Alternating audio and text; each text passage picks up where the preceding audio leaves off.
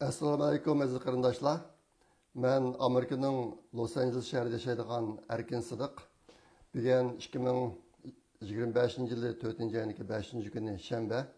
Hozir 2 haftada bir qatim qilayotgan naq maydon videoni boshlayman. Bugun so'zlaydigan 6 cho'ng tema bor. Oldi bilan o'tgan yakshanba kuni hammalarga ro'za bo'ldi. Bir hafta kechikkan bo'lsam-mu, hammalarniki ro'za muborak bo'lsin. Hozir yetlarda o'zimizga xo'shalik tepish taslishib ketdi. Nurg'un qarindoshlarga o'xshash tuyg'u bor deb o'ylayman. Ashtaq bo'lsa-mu, yana imkon bor xo'shalashib, uzunroq yashashga tirishaylik. Bugun men to'xtaladigan birinchi tema Uyg'ur Project Fondi shu Ramazon jarayonida yapgan yan to'plash ahvoliniki xulosasi. Bu yil Uyg'ur Project Fondiga Facebook, PayPal, Uyg'ur Project Fondining tor beti va har qaysi ellardagi vakillarimiz orqali 51 nafar qarindoshimiz $14,502 iyon qildi. $14,502 iyon qildi. O'tgan yil seçtiğin çağda o'tgan yil 110 dak adam iyon qilgan.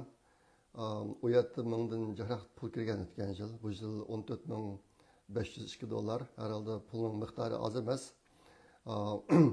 Ondan keyin yilning oxirigacha men o'zimdan yana $10,000 pul kirdi.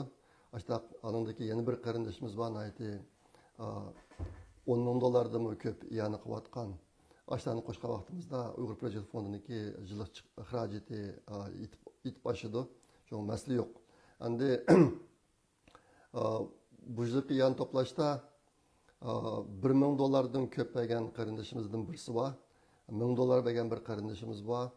Ondan keyin $500dan bergan qarindoshimizdan 10 bor. Bundan boshqa 300, 200, 100 degandek. Ang astidagi qarindoshimizning birisi $6 beribdi. Bu qarindoshimiz bilan o'tganda bir chaqiriq qilgandim. Chet elda, O'rta Osiyodan boshqa yerlarda 100 mingdak Uyg'ur bor. Agar bir Uyg'ur $10dan chiqasa, $1 million pul oldu deb o'sha degandim. Kanadadan boshqa bir qarindoshimiz Kanada dollarida $10 iyon qildi ekan. Uning rasmiyatlarini tutilib $6 olib kirdi bizga. Men xush bo'ldim aytdi. Meni chaqiriqqa ovoz qo'shibdi herhalde bu kardeşimiz. Tama ko'l bo'ladi degan mashtaq bo'ladi endi. Endi bu qadimgi yon berganlarida yoshqi cho'ng, oila qiyinchiliklari bor, kichik bolalari bor, kasaljon, mashtaq qarindoshlarimizni nechalar iyon qildi, men bildigan kishilarni. Nayt ta'sirlandim. Anından keyin bir qism qarindoshlar Facebookda yani qilman deb qilmagan qarindoshlar bor. Bu ahvol har yil bo'layotdi. Men Facebookda aloqalashib bu ishni o'ngshay deb ularga xat yozib qilib baqdim. Faqat ular aloqash qilib bo'lmadi. Shunga mustaq bir ahvol bor, lekin Facebookdan qilmagan qarindoshlar Uyg'ur Project Fondiniki tor betida har qanday vaqt qila oladi. Uyg'ur Project Fondiniki uyghursfoundation.org degan tor betni olsanglar, yuqorqi o'ng tarafida donate and PayPal donate now degan xat bor. Ashani cheksanglar, u yerda PayPal'da qilindi, credit card orqali qilgan bo'ldi, debit card orqali qilgan bo'ldi. Qaysi qilsa bo'laverdi. Bu har qanday adab qilaydi. Shu ishlaydigan credit cardlar bo'lsa, har qanday vaqt qilaydi. Shuni buni bir eskartib qo'yay. Bir necha qarindoshimiz shu tor betiga har oyda iyon qiladigan bir olaylikni funksiyani qo'shib qo'ysak bo'pti ekan, har oyda qilgan bo'ti deb shu dedi. Hozir har oyda qilayotgan qarindoshlarimiz bor, PayPal orqali. PayPal nashta qilib har oyda buncha pul bir manda qilib qo'yildi. Men tor betigimi yaqinda har oyda qiladigan bu funksiyani qo'shmoqchi.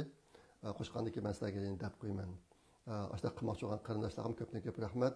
Shunda qilib bu yilgi iyonni to'plashga to'p qo'shgan barliq qarindoshlarga Çin ko'nglimizdan rahmat aytamiz. Uyg'ur Project Fondi va Mashal Uyg'ur gruppasi. Endi hozirgi vaziyatda chet eldagi Uyg'urlarniki qilayotgan ishlarininki doirasi zo'r cheklama bor bizga. nima ish qilsak bo'ladi degan masalada endi ashtaqdimi o'ylab qila olganimiz qilyapmiz bo'libmi hozir biz qilayotgan ish endi o'zimizniki mavjudligini namoyon qiladigan bir muhim narsa bo'lib turyotidi bizni yo'qolib ketmadik hayot yashayapmiz degan narsani shunga uyg'ur project fondi bundakimi o'zimizning qo'ldan keladigan barliqchani qilib yashashga tirishimiz yaxshi ideyalarlar bo'lsa mana shuni qilsak bo'pti ekan deb bizni izdanglar agar biz muvofiq ko'rsak cho'qim uni kuchab qilamiz endi bugungi so'zlaydigan ikkinchi mazmun uyg'ur xabari endi vatanniki yaqinga kelgan narsalardan iborat deb dedim men bu uchurlarni asosan Washington DC'dagi Zumrat Davud singlimizniki Facebook hisobidan olaman bu singlimiz videolarni obdan yangi videolarni vatan haqidagi Facebook chiqarib turdi men bu uchurga asosan shu yerda erishyapman hozir ma bu ikki haftaning ichida kelgan videolarning ichida bunday mazmunlar bor birisi bir kentniki boshlig'i ekan uyg'ur xonim shu kentning boshlig'i bo'lgan uyg'ur xonimning yerini xitoyga tortib olibdi tortib olib u xonim qarshi ko'rsatsa maydon etizdan kat bo'lmasa traktor bilan bostirib o'taman deb tahdid qilibdi boshlash bo'libdi bujliqi ruzet vatanda intayin vahimalik ichida o'tgan bir ruzeti bo'libdi yana nurg'un ko'chalarga yo'llarga to'saq qo'yib o'tganlarni tekshirib ozroq gaplarni ozroq gumon qilib qolsimi ularni soqchixonaga akitib degandek mana shunaqa bir qo'rqinchli vahima ichida o'tibdi ruzeti andan keyin uyg'ur jamiyatida yuz berayotgan yomon ichinishli ahvollar bo'libmi bir qism yosh ota onalarniki bo'lib ishga ketganlarniki o'zim bolalari ota onasi bilan kori yo'q pashvozlik yo boshqa nachar ishlar bilan shug'ullanib oilalari vayron bo'lib ketib qolgan mushto'g'liqmi uchur chiqdi bu qatim ma'atda andan keyin buni burun bo'lib kelayotgan ish lekin shunaqa hozir endi sharq turkistonga borgan ko'chman bo'lib qolgan xitoylarni e'tiborlanib ishga borgan uyg'urlarni xorlanib o'tayotgan ahvol bu burunmi bordi hozir shu ishlar davomlashib o'tibdi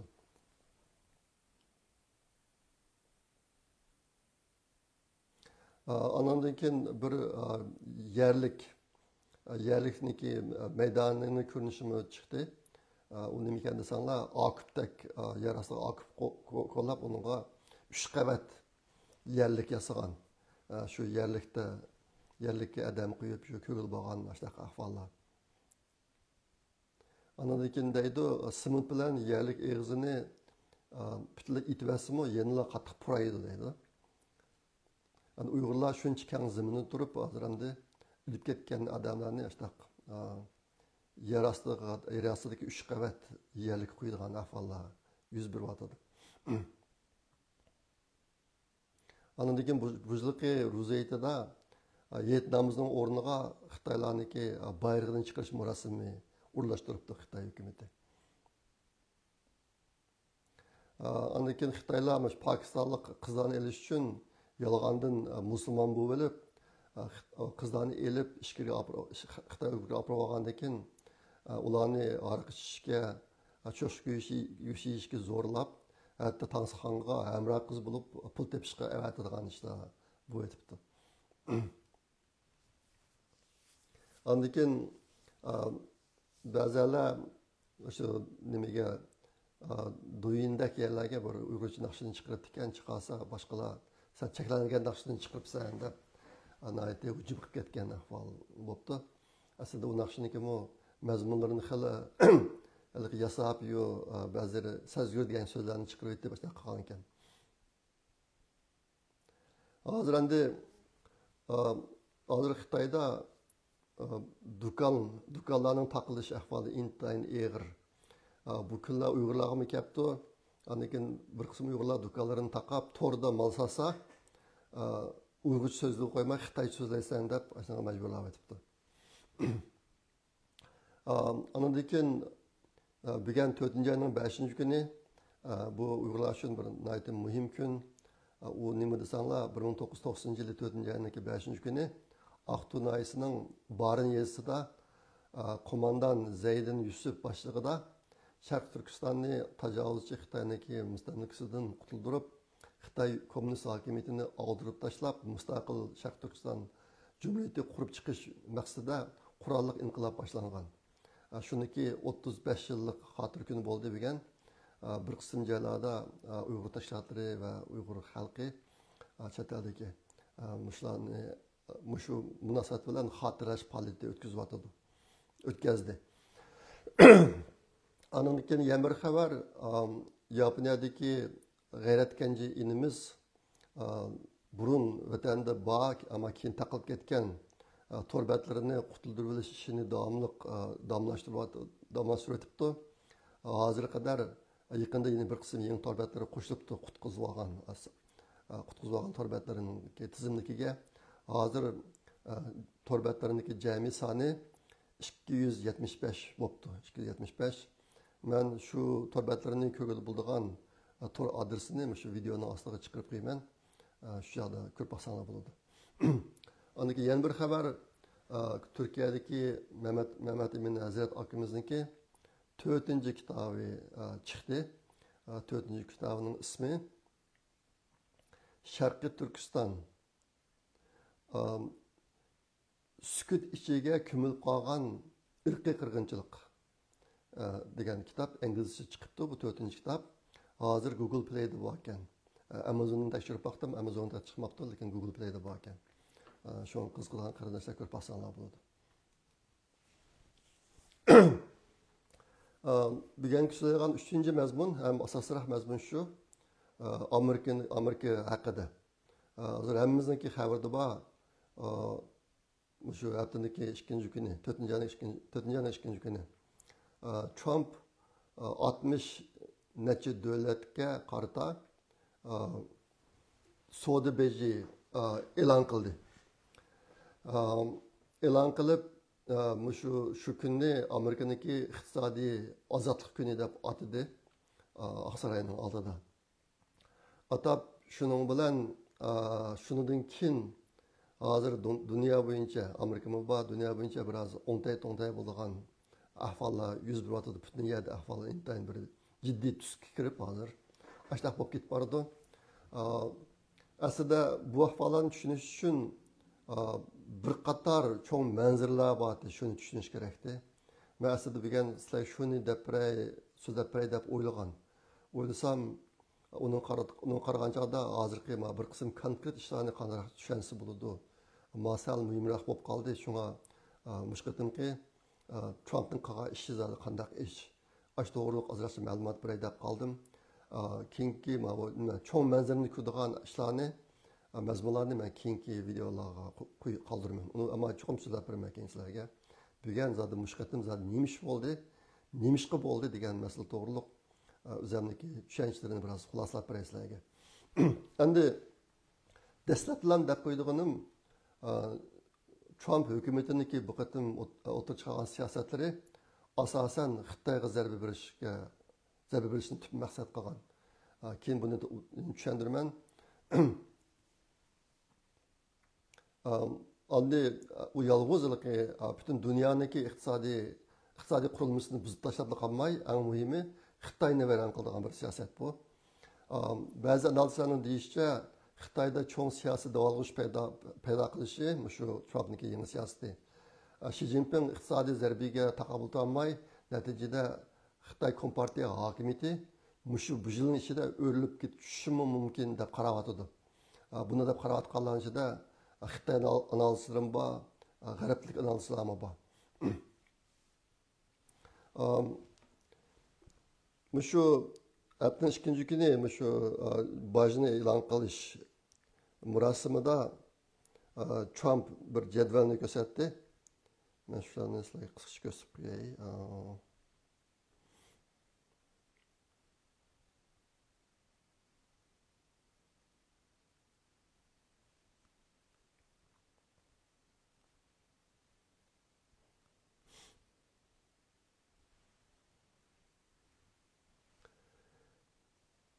Bu naytı bir danlıq resim bo'lib ketdi. Hozir uni medialarda bor, mustaq qaysi davlatga qanchalik bosh qo'shganligi haqida mustaq narsalarni chiqadi.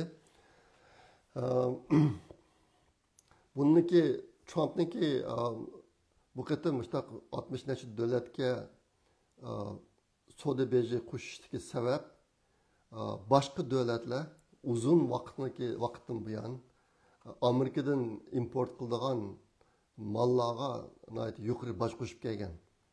Masalan, Vietnam 90%, Tayland 72%, Xitoy 67%, Koreya 50%, mushtaq qo'shib kelgan hozir qadar. Mana bir qancha misollari. Endi Trump bu qatam qanday qildi desanglar, Trump shu davlatlar Amerikaga qo'shgan bojning yarmini qo'shaman dedi. Masalan, Vietnamga 45%, Taylandga 36%, Xitoyga 34%, Koreyaga 25%, mashunaq. 100 emas. Sen bana 100% boj qo'shgan bo'lsang, men sana 50% qo'shaman deb ma'nosini e'lon qildi. Mesela bunun için Xitoyga yanına qo'shgan boj 34%. Bunun sebep 34% bo'ldi. Nima qilsa Xitoy Amerikaning bojlariga Amerikaning mallarga qo'shgan boj 68%, 67% hozir qadar. Shuni yarmi 34%. Endi Xitoyga qo'shilgan boj mushuni bu qator biz qo'shilgan vaqtida jami 74% bo'ldi deydi.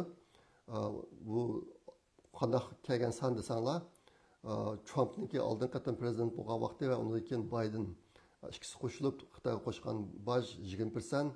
Trump yaqinda yana 20%ni qo'shdi. Shu fentanyl qatorliq shu zahar chekimlikni to'xtatgan deb. Bu qatam meni 34%ni qo'shilganligini e'lon qildi. Ashtaxta shuni hamini qo'shsa Xitoyga qo'shilgan boj 74% bo'ldi.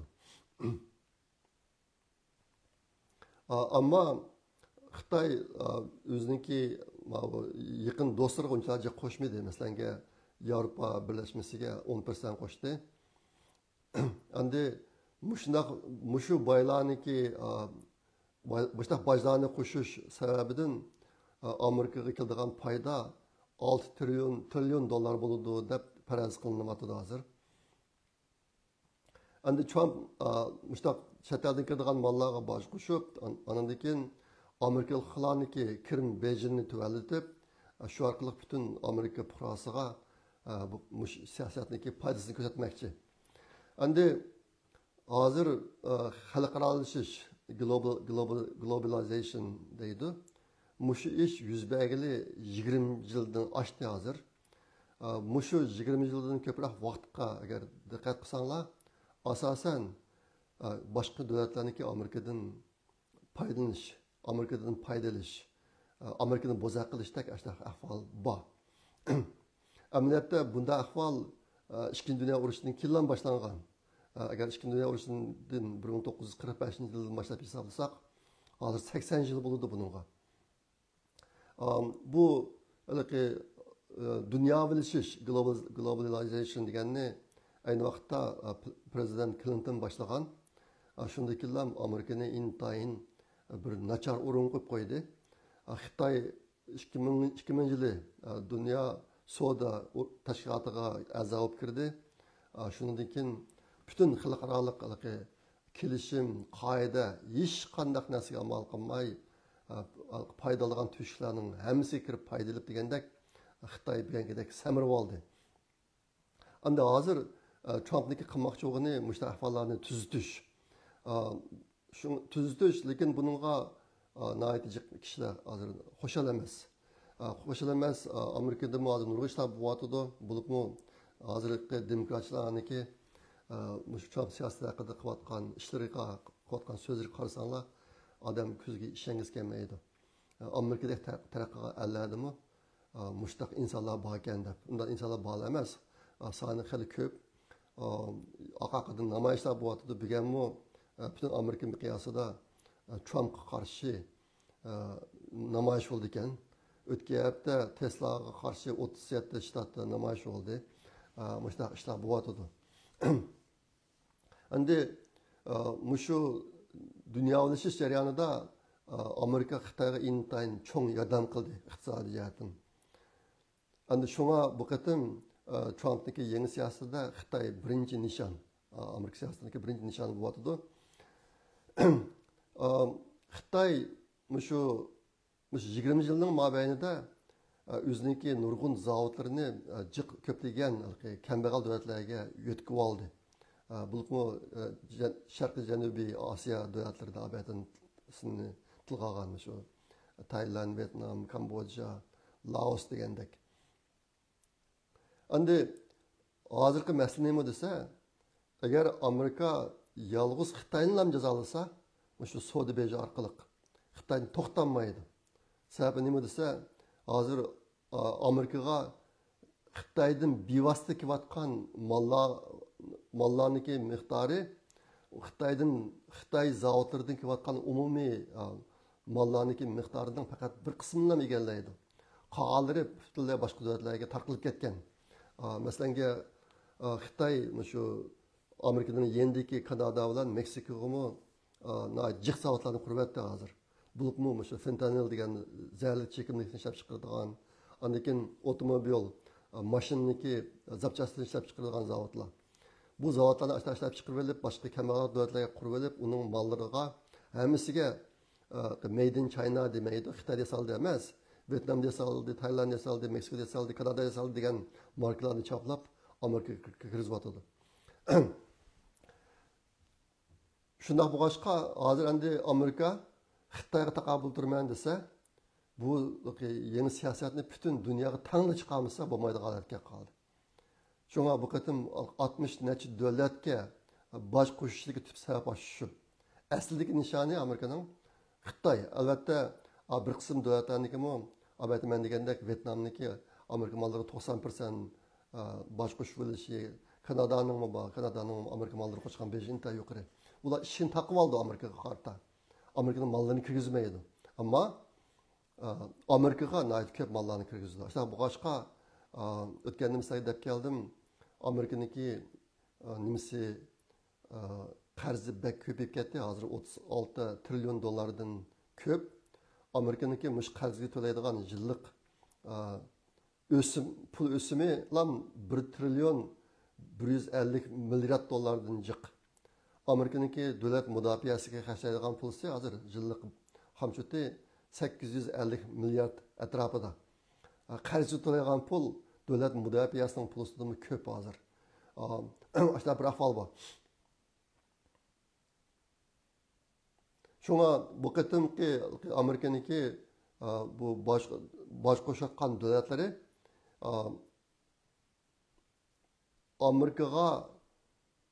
Amerikaga mal setish jihatda ko'k raqami bor. Ko'k raqam bor davlatlar va Xitoyning shirkatlari bor davlatlar. Mushlarga bosh qo'shdi bu qatim asosan. Ashta qilmagan chaqda hozir bu Xitoy masalasini hal qilishning boshqa chorasi qolmadi.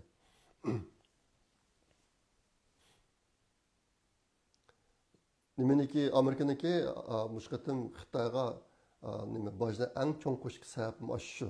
Xitoy tip nishon bo'lganligi uchun hozir 74%ga chiqdi. Endi mushu siyosatning natijasi nima bo'ldi desa, Xitoy hozir qadar barpo qilib olgan butun dunyoni o'ziniki azon mollari bilan ta'minlash mushu sistemasi yiqiladi.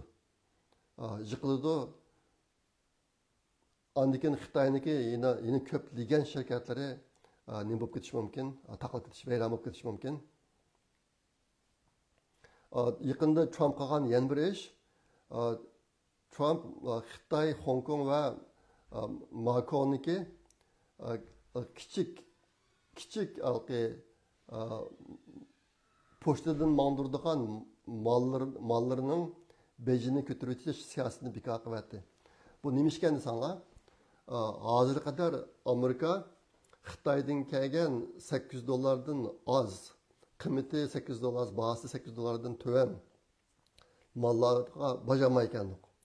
Ashta qo'g'ashqa Amerika va butun Yevropani Xitoyniki azam mallari besib ketdi. bir qism qarindoshlarning xabari bor bu ishdan.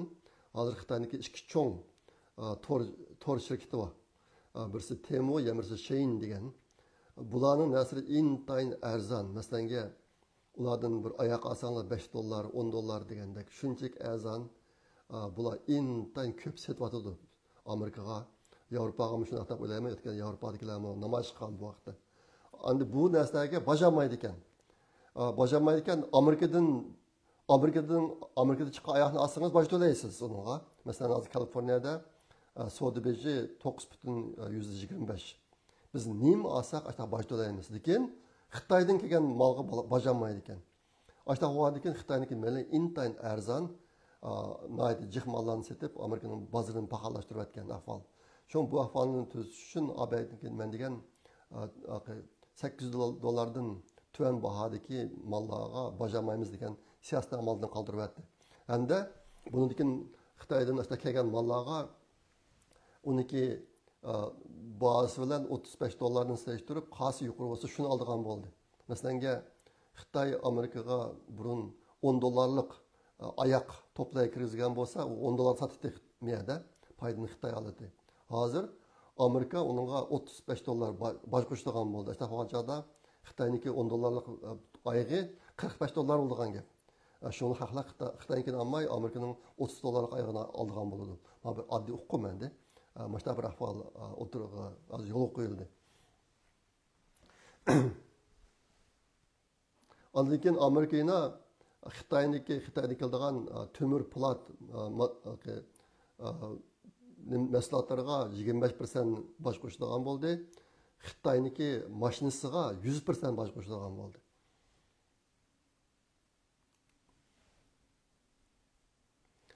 Hozir shu butun dunyoda bir yerdan bir yerga mol to'shiyotgan cho'ng yuk to'shig'uchi parxutlar. Mash parxutlarniki 50% tang yarmi Xitoyda yasalgan ekan. Xitoyda yasalgan ekan, shunga Xitoyga mushayatimi biroz jazo berish uchun Trump hukumati bundan keyin Amerikaniki har qanday portlarda to'xtagan Xitoyniki parxutlardan har qatim to'xtaganda $1 million pul oldigan bo'ldi. Bir parxutga $1 million bir qatim to'xtagan vaqtida. Bu yerdagi maqsad nima desa, Xitoyniki parxut to'shish sanoatiniki butun dunyoni egallab ketgan ma'afani o'zgartirish. Endi Amerikaniki yo'l qo'ygan shu siyosatlari Xitoyga mundaq 3 cho'ng jihatda qattiq zarba berdi. Bu 3 cho'ng narsa nima desanglar, hozir Xitoyni samirtayotgan 3 narsa shu. Ashning hammasiga qattiq zarba berdi. Uning birinchisi chet eldan kiradigan mablag'. Xitoyga chet eldan kiradigan mablag'. Buningdan hammamizning xabari bor. Yaqinki 20-30 yilning mobaynida bütün dünya Xitoy mablag' soldi. Mablag' soldi, ashning bilan Xitoyda zavodlar ko'plab qurilib, bu azan mollari bilan boshqa chet el, Yevropa, Amerika o'shaniki bütün yenik sanoatini vayron qilyapti. Xitoyda xizmat shunaqchiq, ashta bir oltin davri bo'ldi bularniki. Aniki davlatniki kirimi shunaqa eshib ketdi. Shunga Xitoylar bütün adamlarga höküreydigan, muşatadigan bo'lib ketdi. Endi bu qatimki soda beji mushu ahvolga xotim berdi. Hozir endi Xitoydan Amerikaga va boshqa davlatlarga chiqadigan mollarga ko'p miqdordagi boj qo'shilgandan keyin Xitoyning meli ancha sotilmaydi. Sotilmagandan keyin chet ellar, g'arblar Xitoyga mablag' solishni to'xtatdi. Bu birinchi cho'ng ta'siri. Ikkinchisi xaridorlar, iste'mol. Hozir Xitoyda bütün Xitoy fuqarosi pul xarjlashdan dahshat qo'rqadigan bo'lib ketdi. Yaqinda videolar chiqyapti. Xitoyniki bozorlari. Hozir Shanxayniki Nanjing ko'chasidagi bir videosini ko'rdim men. Shanxayniki Nanjing ko'chasi men 1983-yili Shanxayda o'qiyotgan vaqtimdami shunchalik odam qim ashtaq bir ko'chdi bu. Bundan 50 yil burun. Ashtaq bir ko'chdi. Bu yaqinqi 20-30 yilning mobaynida u ko'chalar texmi shunchalik bozorlashib ketgan ashtaq ahvol. Lekin hozir bo'lsanglar odam yo'q. Jin bozoriga o'xshab qolgan ashtaq bir ahvollarni ko'rdim videoda. Demak, hozir Xitoylarniki kelgusi aniq bo'lmagandan keyin hozir hammadan andishiga tushib pul xarjlamaydigan bir holatga kirib qoldi. Bu ahvol bizning vatanda ham shundoq. O'tganda Urumchiniki necha savdo saroylaridagi ko'rinishlarni ko'rgan men videoda odam yo'q. Nurg'un do'konlarga hech kim do'konlarni ijaraga olmagan, malmi yo'q. Bozor qop-quruq ahvollar og'ir. Shunga ikkinchi cho'ng zarba Xitoydagi iste'molga og'ir zarba berdi bu ish ahvol. Üçüncüsü chet el savdosi, import eksport savdosi. Hozir endi Xitoyga 74% bosh qo'shqani uchun bundan keyin Xitoyniki boshqa davlatlarga, boshqa davlat Amerikaga va boshqa davlatlar orqali Amerikaga qiladigan eksport ishlariga qattiq ta'sir ko'rsatdi bu.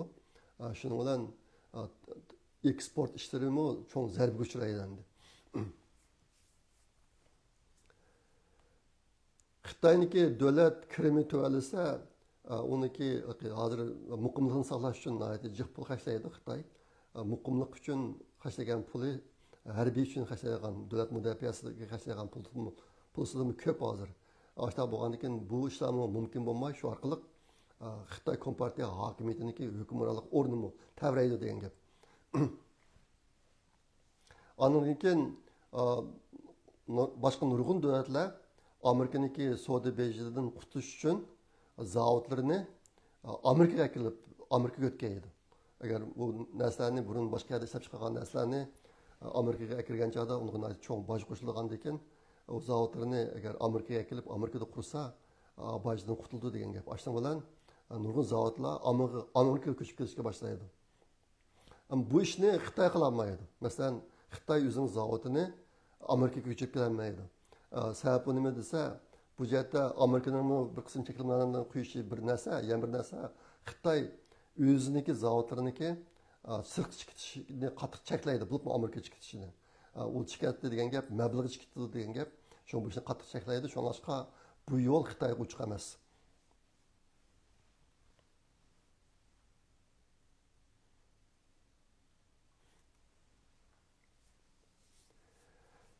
Shunday qilib Amerikaniki hozir qo'shgan bojlari Vyetnamga 46%, Kambojaga 49%, Laosga 48%, Burmaga 44%, Sri Lankaga 44%, Taylandga 36%. Ana bu davlatlarga qarasanglar, bu davlatlarning hammasi Xitoyning atrofidagi davlatlar. Xitoy bu davlatlarga nurg'un zavodlarni yuzib olgan. Hozir endi Amerika bu davlatlarga qo'shgan boj qo'yish orqali Xitoyni cheklamoqchi.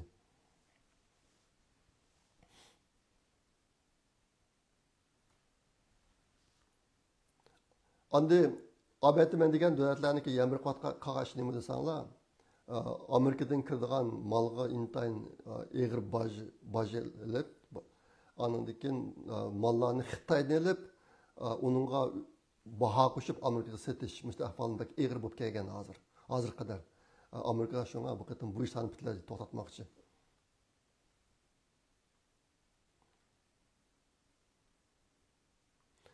Masalanga hozir agar Amerika Xitoyga 24% boj qo'shdi, ammo hozir qadar Vyetnam Amerikaga qaran 5% boj to'layotgandik.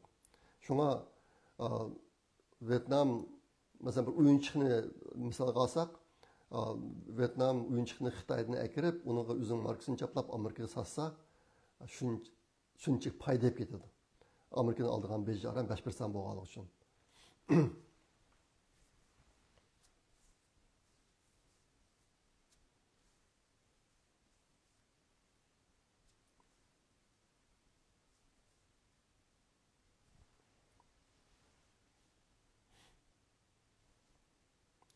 Xitoy shu 2000-yili dunyo savdo tashkilotiga kirgandan keyin intayin jiq foyda ketdi. Yaqinqi yillardagi Xitoyniki ko'k raqami 2 trillion dollar ekan. 2 trillion dollar. Ya'ni Xitoyniki chet elga eksport qilgan meliniki pul miqdori import qilgan meliniki pul miqdoridan 2 trillion dollar ko'pga ashta paydab ketdi yaqinda. Endi mushu ko'k raqam nima bo'ldi desanglar, mushu ko'k raqam Xitoyda 200 million xizmat barpo qilib bergan. 2 trillion dollar 200 million xizmat barpo qilib bergan. Bu qatam endi mushu Amerika yanada qo'shgan savdo beji bilan bu ishlar to'xtaydi endi. Endi yana bir savol bor bu yerda. Bu qatamki mushu tarifda bosh qo'shishlar nima uchun Shimoliy Koreya, Rossiya, Belorussiya va Iran yo'q degan bir savol bor. Ularningki yo'q bo'lishi Amerika bu davlatlarga embargo qo'yayotgani uzun yillar bo'lib ketdi. U davlatlar bilan hech qanday savdo qilmaydi. Shunga savdo qilmagan davlatlarga savdo beji qo'shamaydi degan gap. Shimoliy Koreya, Rossiya, Belorussiya va Iran qatorli davlatlar. Bu qatam ko'rinishda shu savdo bejini qo'shgan chog'da Trump do'st dushmanlarni ideologiya bo'yicha ayirmagandek ko'rinadi.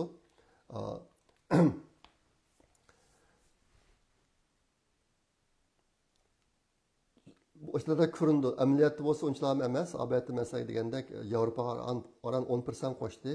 O'tganda Meksiko bilan Kanadaga 25% dan qo'shgan, bu qatim ularga yangidan bosh qo'shmadi. Shunga ahvol mushtarak. Ondan keyin bu qatim Trump hukumatiniki bosh qo'shish ishida qo'llangan bir oddiy matematikalik usuli bor. U nima desanglar, masalan, bir misol qilib tushuntirib qo'yay.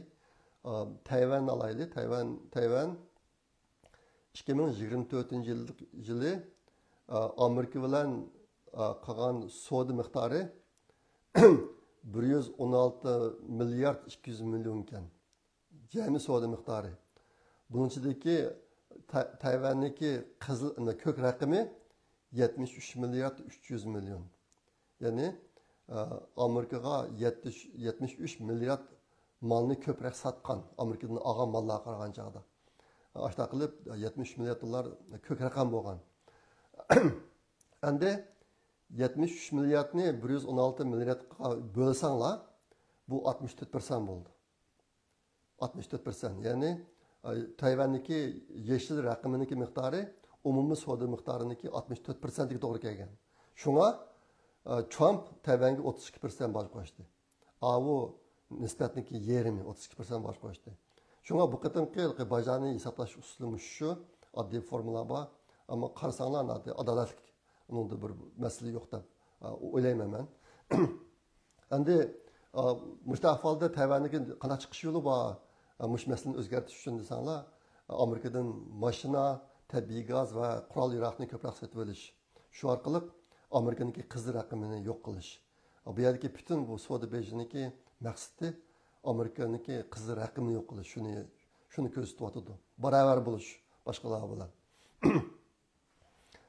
Savdoni tamponlash.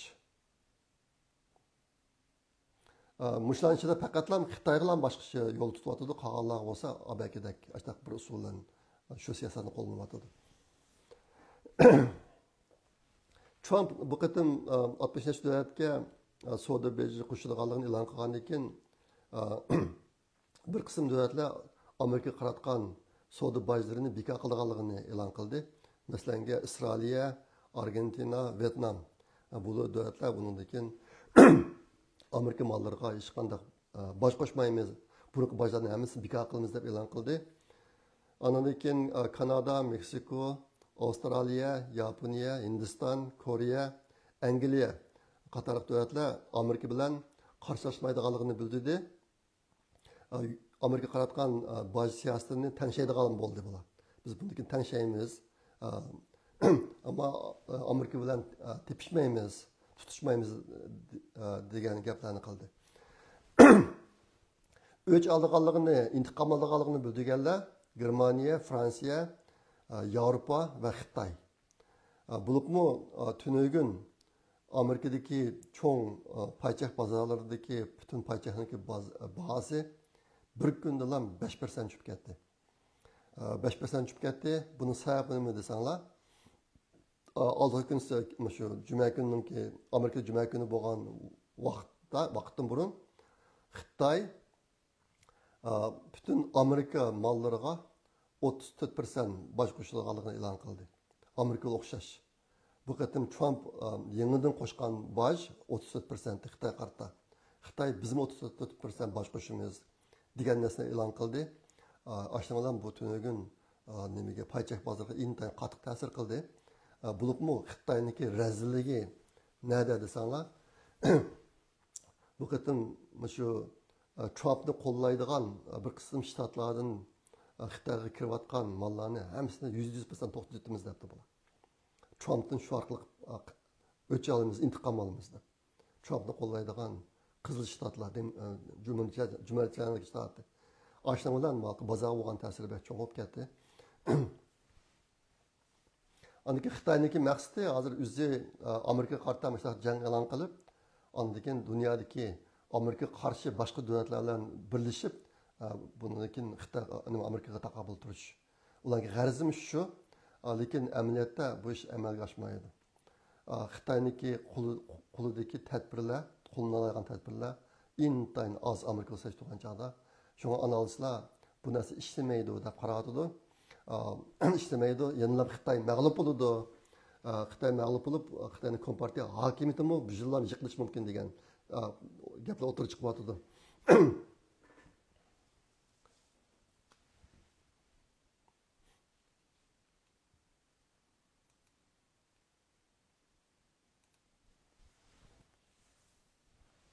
Bu yerdagi bir cho'ng narsa haqiqat nima desanglar, Amerika Xitoydan mal olmay turib yashayolmaydi.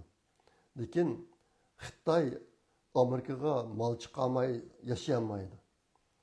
Mal chiqarmay yashayolmaydi, Amerikadan mal olmay yashayolmaydi. Bo'libmi shu yemaklik bu jihatlarda Amerikadan olgan nurun nasr vaqtdayniki, bo'lmasa o'zining jani o'zi boqolmaydigan. Shunga bu Xitoyning tutgan hozirgi yo'li faqatlamkin cho'ng xatolik deb qaradi da Trumpmi Twitterga bir narsa yozibdi mushaqda. Xitoy intayin cho'ng xato o'tkazdi deb. Endi men biroz xush bo'ldim bunga. Nimishqa desanglar, biz Uyg'urlar Xitoyni bek bildik. Bu Xitoy hukumatiniki naqadar razil, nejis bir hokimiyat ekanligini obdan bildik. Dunyo bilmaydi. Biz qarshildi 70 yilni eshib ketdi. Ama dünya tushunmaydi Xitoyni. Hozir nayti obdan tushundi bu qatim. Maişi texmi yaxshi tushundirdi Xitoyni. Xitoyning zoti qandaq bir hokimiyat ekanligini. Shunga bundan keyin bizga foydali yangi narsa ko'p chiqdi deb o'ylayman. Hozir xalqaro matbuotlarda dunyoda bo'layotgan qiziq paranglar ichida Uyg'urcha tilga ilinmaydi hozir. Lekin shu g'arb ellardagi bo'layotgan har qanday paranglarga qarasanglar, hammasi Xitoyni o'g'ri, yiligar degan gaplarni hech qanday qoida tuzumga bo'ysunmaydi, foydalanishni o'ylaydi degan narsalarni hozir hammalar deydigan bo'lib ketdi. Dunyo bu ishni biroz ko'ryapti. Ashta bo'g'ashqa bundan keyin Xitoyning kuni tas bizga foydali ishlar ko'plab chiqdi deb o'ylayman.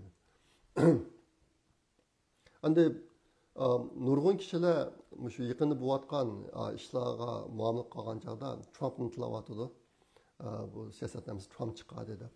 Haqiqatdanmi agar Trump tasdiqlamasa bu siyosatlar o'tirib chiqmaydi, lekin bu qatim Trump prezident bo'lib saylangandan keyin bu hozir bir cho'ng qo'shin aql amri qo'shiniga tayinib ish qilyotdi. Trumpning o'zida chiqmayotdi bu ishlar. Trump'da bir qism ideyalar bordi burun, lekin bularni qarshi siyosatni qanday tarqida o'tirib chiqarish, bu ishlarni o'ziniki shu aqliy ambarninki odamlarni o'tkazyotdi Trump. Shunga bu yolg'iz bir odamning ishi emas. Buni bir eslatib qo'ydim.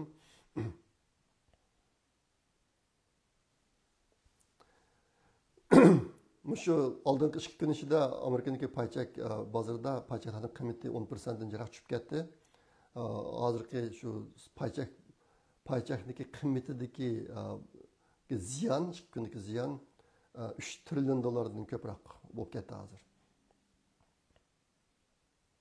Ondan keyin Trump'daki yaqinda o'tirib chiqqan yana bir siyosati Trump hukumatiniki. Shu Xitoyda xizmat o'tayotgan Amerikaniki barliq ayol amaldorlarning Amerikalik Xitoy ishlayotgan Amerikalik amaldorlarniki har qanday Xitoylar bilan ayollik munosabat qilishni butunlay cheklayapti.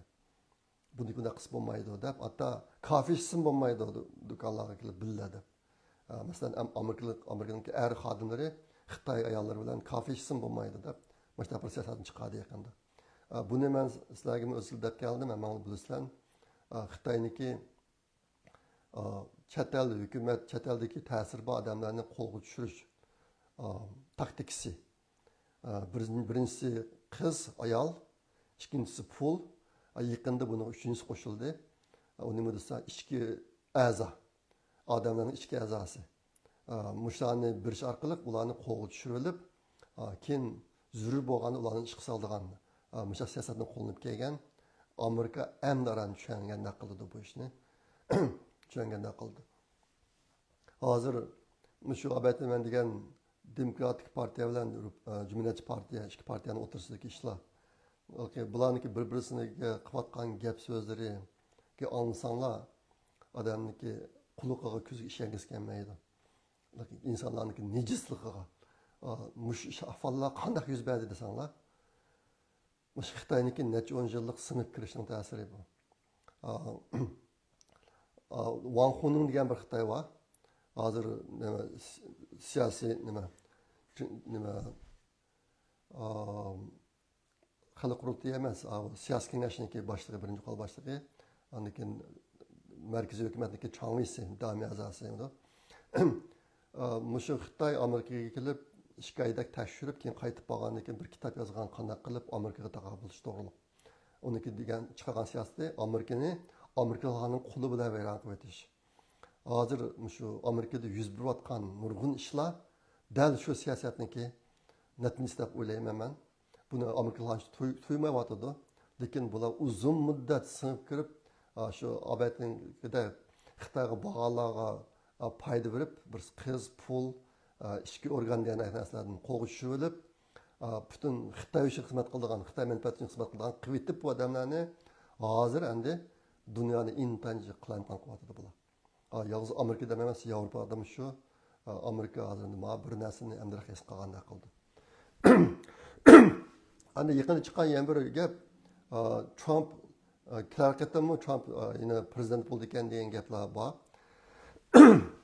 Bu jihatda Amerikaniki Trumpniki ba'zi advokatlari bu jihatda ancha gaplarni qilib soldi yaqinda. Shunday qilib bo'ldi deb. Buniki Trumpga foydasi ancha yaxshi bo'lmadi. Zaten qanday bo'ldi kim bilamiz, lekin mana bir gap chiqyapti o'tirgan. Trump haqiqatdanmi o'zi prezident bo'ldi degan. Ondan keyin yana bir yangilik yaqinda chiqqan. Amerikadagi Tennessee shtatida bir qonun o'tirib chiqadi. U qonun nima desa, Xitoydagi ichki a'zo operatsiyasi bilan munosabatlik yoki Xitoyga berib Xitoyda ichki a'zosini almashtirgan kishilarniki medical bill deymiz, shu davolanish rasxutini Amerikaniki sug'urta shirkatlari ko'tarmaydi bu deganda.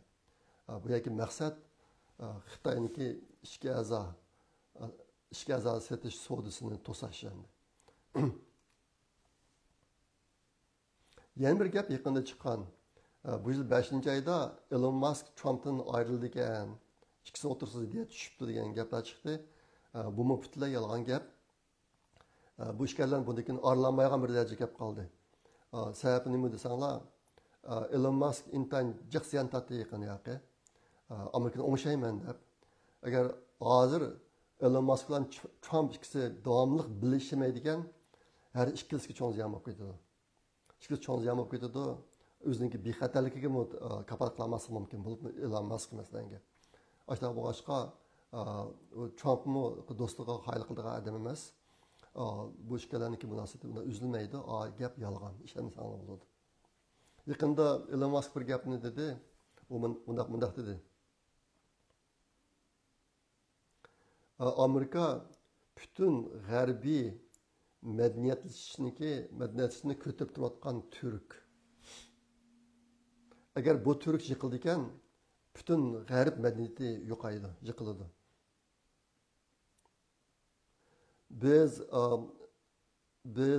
Bizga kelgan bir yo'l shu Türkni kuchaytirib, Amerikani kuchli holatda saqlab qolish.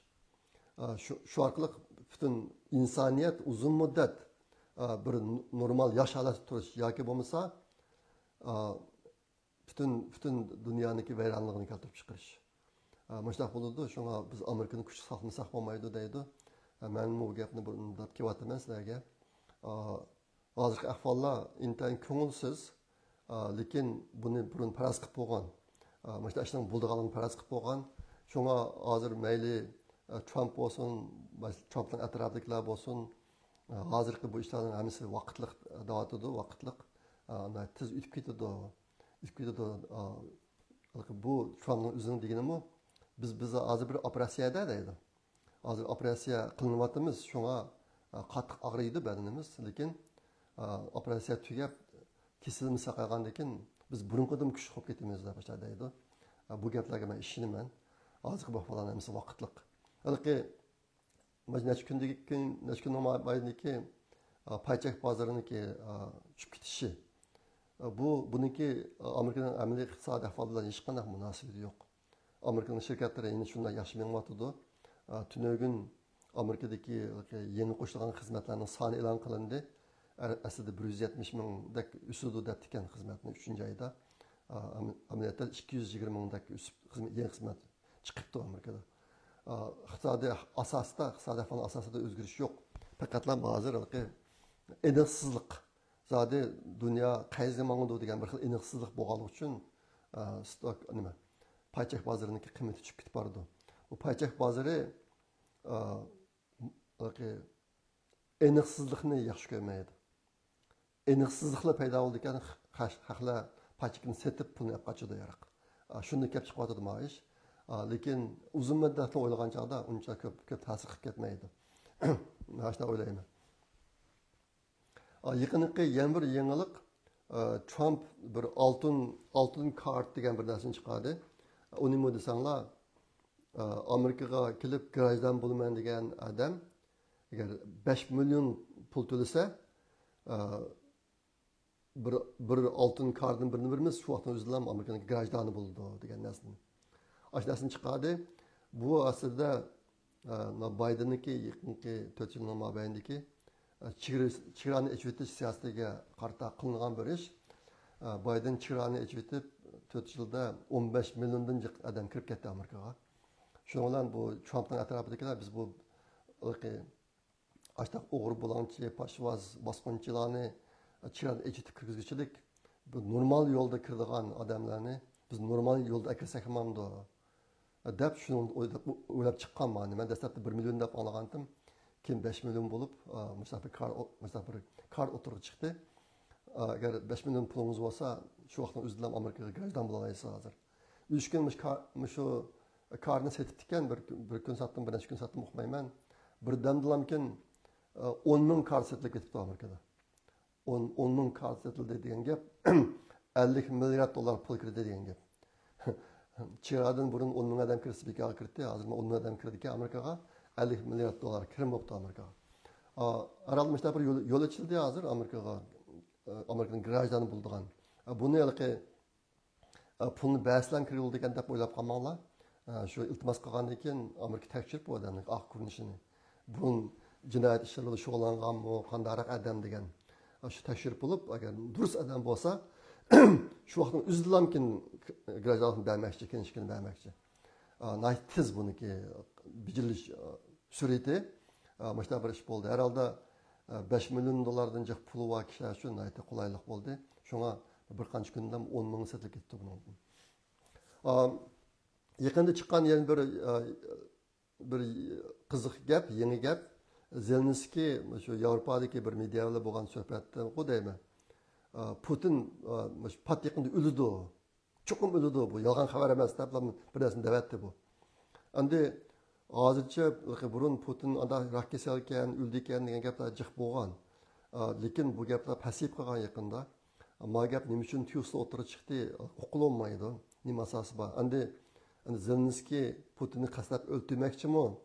Qasdlab o'ldirib, uni qasdlab o'ldiradiganligi aniq bo'lgan uchun deyapti bu gapni. Yoki boshqa gapmi bilmaymiz. Herhalde müştaq bir gap o'tirib chiqdi. Putinni qasdlab o'ldirish ishlari bo'yatdi Rossiyadan shuncha. Yaqinda bir mashina portlatish bo'ldi. Putin emas, Putinning bir yaqinining qizni o'ldi mashinada, mashina portlashda. Ashta bo'yatdi. Müştaq bir gap chiqdi. Aniki yana bir yangilik Zelenskiy Amerika bilan bo'lgan kelishimda yeni oldi yaqinda. Aslida o'tganda Amerika shirkatlariniki Ukrainaga berib, az uchraydigan to'pa konlarini qizib, pul tepib, shu orqali bir qism pulni Amerikaga to'lash, qolgan pulni o'zi ishlatib, mustaq narsalarga ma'qul bo'lgan. Mustaq bir kelishim tuzgan bo'la. Yaqinda Zelenskiy yeni oldi bu kelishimdan. Yeni bilib hozir bu ishlarga yana Ukrainaniki NATOga kirishini shart qilishdek bir ahvol tarafga qarab ketyapti hozir. Bu jihatda boshqa bir o'zgarishlar bo'ldi.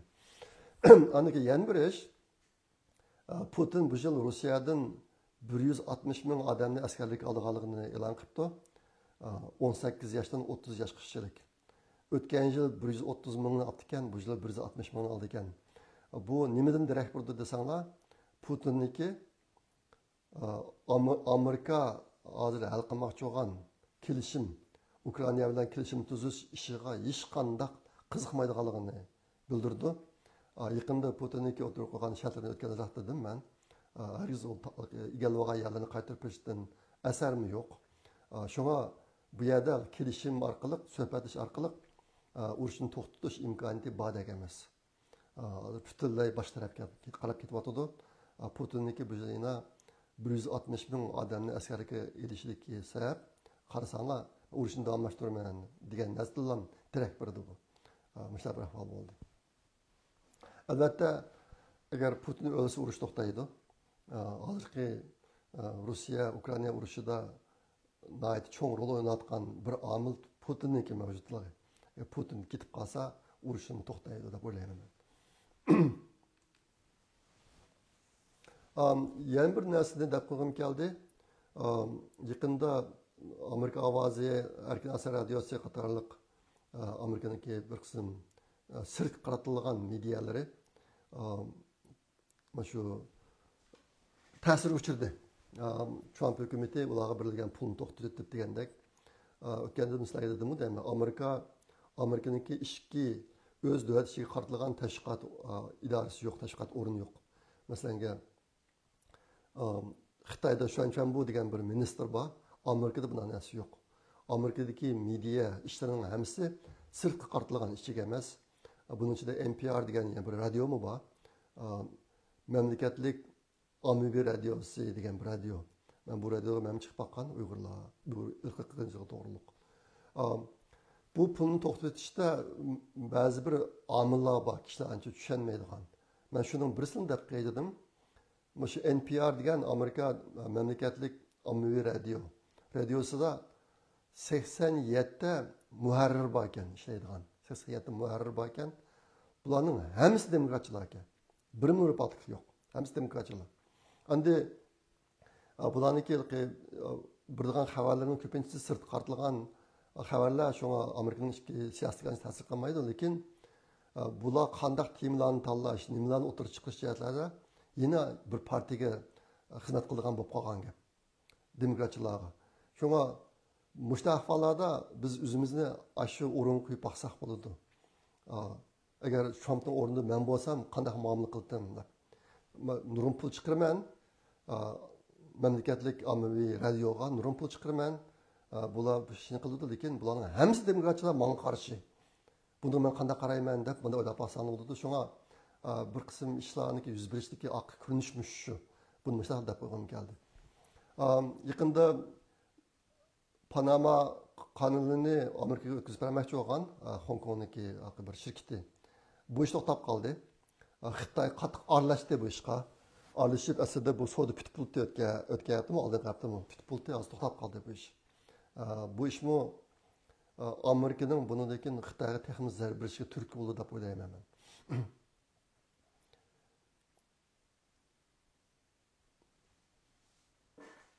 Anından keyin Greenlandni Amerikaga qo'shib olish ishidimi yaqinda yangilik yo'q. Bu ishlardami biroz pishkarlik chiqdi. Amerikaniki muavin prezidentniki ayoliga deyman, bormoqchi bo'lgan u yerga. Uni Greenlandnikilar to'sdi. Kasang bo'lmaydi deb ishlar biroz o'zgarishlar bo'lib ketdi. Bu jihatimi yangilik yo'q, yangi taraqqiyot yo'q. Hamda Xitoyning ish to'liq qisqasi to'xtalay.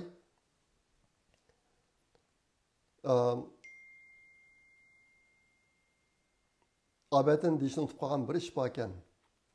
Uni nima desanglar, Yevropadagi nurg'un allar bilan Amerika o'rtasidagi savdodami Amerikaniki qiz raqami bor. Bu nima, bu qanday ahvol desanglar, Amerika nima Yevropadagilar Amerikaga molni jihroq setib, Amerikaga qaragan chog'da topgan pulida Xitoydan mol olyotadi. Amerikadan kirgan ko'k raqamni Xitoyga qashlayotadi Yevropa. Aşağı bu başka Avrupa'nınki baş koşuş işlerinde, Amerika'nınki baş koşuş işlerinde Avrupa'nın kirip kalıştık sebepten birismiş şu ben diyişim tıkattım. Hazır Xitay puluniki dolara qaratgan kıymetine ait tez düşüyordu. Başka pullar başta benim bilişimce Yapon pulu, Türk lirası hemisi degendek dolara da küçük gidiyordu devletlerin hemisi de. Xitay'da maşında hazır. Abetin degende şu Suudi beji Xitay hakimiyetini, Kompartiya hakimiyetini bu yıkıtışı mümkün. Yakında Xitay'niki Zhengzhiji deydi, Politbürosu da nayeti çoğun işler yüz berip ketdi. İki çoğun amaldarniki o'rin almıştı, nayet tartib bo'lib bakmagan işler. İşqilib, şu bu yıl 7. ayda Xitay'niki 20. partiya qurultayiniki 4. umumiy yig'ini ochilmoqchi. Shuning oldidagi bir qism tayyorliklar hozirgi ahvoldan qaraganda Xi Jinping bu qatim yine tushmaslikniki, keyin qatim tushmaslikni tayyorligini qilganda qildi. Shunga hozir yana qo'lga olganlarni elib nihoyatda jiq ishlar yuz beryapti. Hozir Xi Jinpingniki holati ayni vaqtdagi Stalinniki ahvolga o'xshab qolyapti. Bütün adamni rencitti hazır, etrafındakilerden tatip. Ama çüp keslam ölüdü bu. Hukukundan çüplü kesi ölüdü, öldürüyordu Xi Jinping'ni. Başta başka bu düşmesi gerek. Özün cenni salak kılış için. Azı bunu sotka yürüyüş yolu gitip atıdı.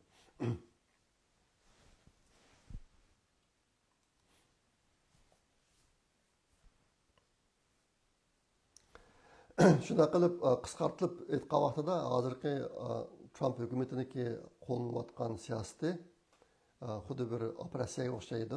Hozir badni og'riydi, qiyin ahvolda dardini tortyapmiz.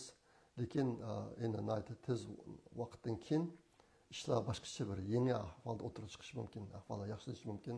Men ishonaman bunga. Oxirida buni misdagi deb qo'ydim. Bularda bugungi videom shunday bo'lsin. Xudoyim bursa men yana bir qatim şu hozirgi Xitoy, Amerika, Yevropa mushlarning o'tirishidagi umumiy cho'ng manzara zodi nima degan narsa to'g'ri so'zlab berishga tirishaman. Ashni tushansanglar, hozirgi bo'layotgan ishlarga ancha sakrab ketmaysizlar. Normal ahvol ekan deb. Endi Amerikaniki burungi boshlarimi mushtaq bir ahvolning bo'layotganligi Xitoyniki bek payda ketib qolganligi Amerikaniki qarzning ko'payib ketayotganligi, buni to'sish kerakligi, buni deganlar ko'pkan burungi Amerika prezidentlari ichidami. Ammo hech kim qilmagan. Hozir endi bu dardni biz hozir tortib masalani hal qilmizmi yoki bu masalani keyingi avlodlarga qoldirib qo'ymizmi degan bir ahvol bor. Endi keyingi avlodlarga qoldirib qo'ygan vaqtida Amerika o'lib tushish ehtimolligi bor. Amerika o'lib tushsa bu dunyo siz bizningki yashag'imiz kelgan dunyo bo'lmay qoladi. Ashta bir ahvol bor. Shunga bu ishni bir vaqt o'ngshash kerak. O'ngshash jarayonida uning dardini tortgan gap. Hozir biz shu kun ichida yashayapmiz. Shuni bir deb qo'ydim. Bu da mesela kilar qatim kurishchi omon bo'linglar. Xayr xo'sh, Allohga omonat.